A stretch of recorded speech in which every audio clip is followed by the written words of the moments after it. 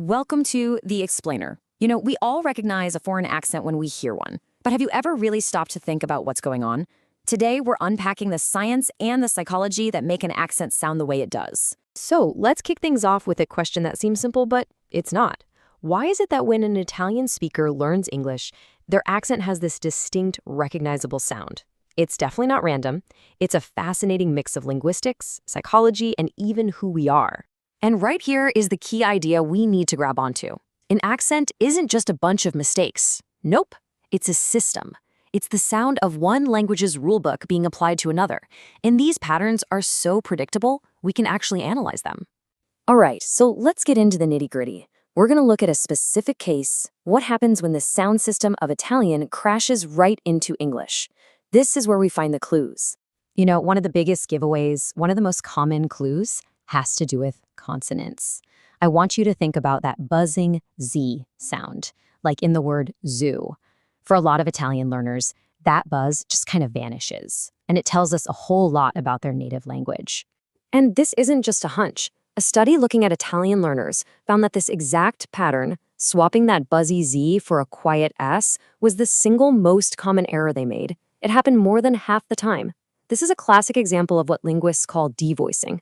Okay, so why? Why does the Z in cheese so often turn into an S, making it sound like cheese? Well, it comes straight from the rules of Italian.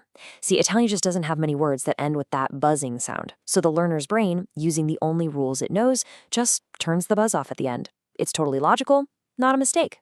Now, if you think consonants are tricky, oh boy, vowels are a whole other ballgame. Standard Italian works with just 7 distinct vowel sounds, but English, depending on where you are, it's got 12, maybe even more. That mismatch, that's a huge predictable hurdle for anyone learning the language. Okay, check this out. Take the ah sound in a name like Bob, a sound that just doesn't exist in Italian. So learners swap it out, right? But here's where it gets weird. They treat the name Bob differently than other words with the exact same vowel, like frog. So what is going on there? And the theory here is just brilliant. It's not just about the rules of their first language, it's also about what they've been listening to. Think about it. Learners have probably heard the name Bob a million times in movies and TV shows dubbed into Italian, where it's pronounced with an Italian vowel.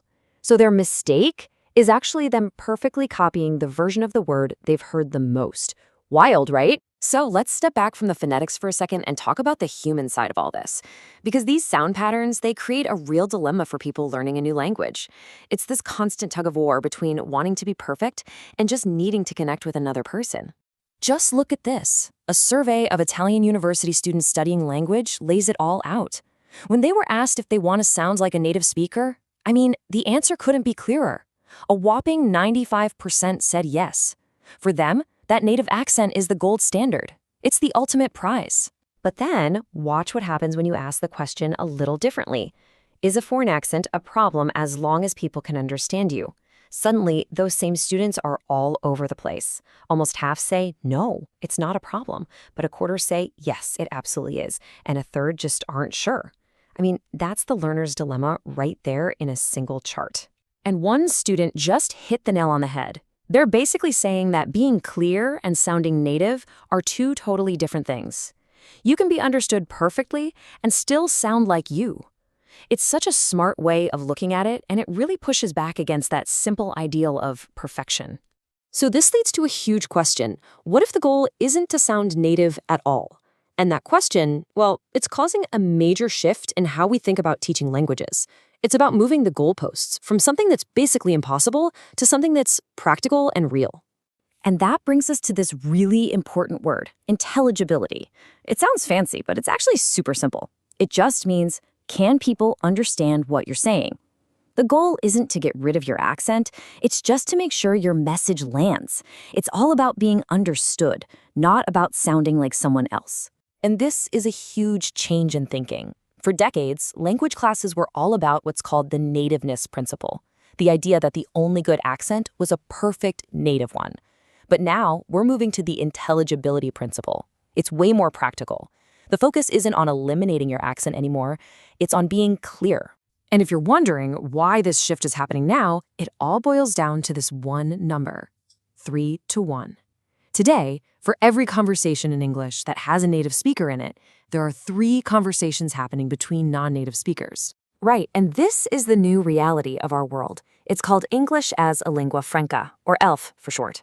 It's just English being used as a bridge, a common tool, for people who speak different languages at home. In this new world, it's not about sounding British or American. It's more like a dance, where both people, the speaker and the listener, are working together to make sure they understand each other. Okay, so we've looked at the science of sounds and the psychology of learners. What's the bottom line here? What should we really take away from all this? So let's just recap what we found. First, accents aren't mistakes, they're patterns.